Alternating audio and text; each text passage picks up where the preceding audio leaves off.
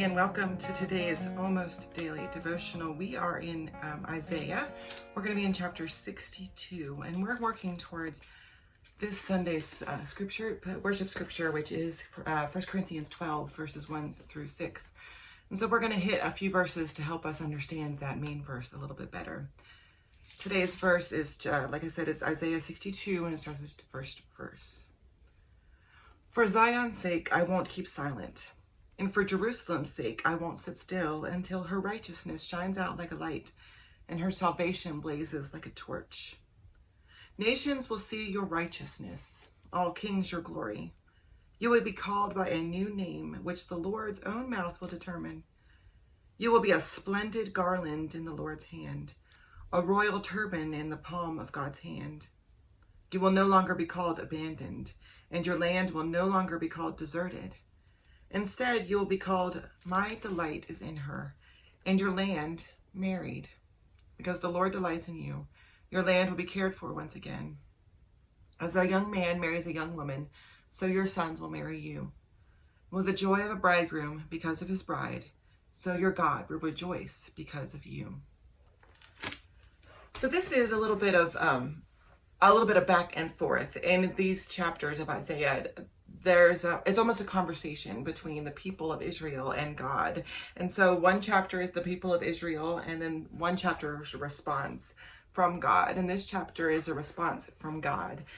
And see, in the previous chapter, the people of Israel were complaining that God was silent, that they had cried out to God, that they had asked God to intervene, and that God hadn't responded. And so God finally says to them, okay, I'm not going to be silent anymore.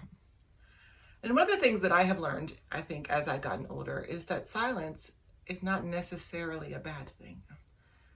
So when you're younger and you're fighting, or at least when I was younger and I was fighting with people, I always had to get the last word in. I wasn't really listening to the other person talk because I was so concerned with being right. I was so concerned with being louder, with being more boisterous, with being more into the fight than the other person, that I didn't know the power of silence.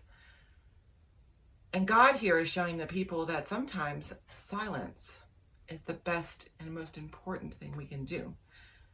That being silent, that listening, really listening in that silence, letting the space breathe, giving the opportunity for what someone else is saying to resonate in your mind before you respond, really can change the whole course of the conversation.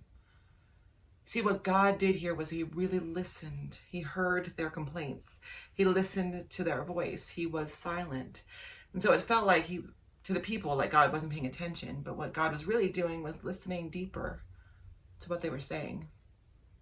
And what God heard was a deep pain because they felt abandoned. The people of Israel felt like the promise that they'd been given wasn't going to be kept. They felt like the world as they understood it no longer existed, and they had pain. And God here reassures them and says, no, it's not going to be the same.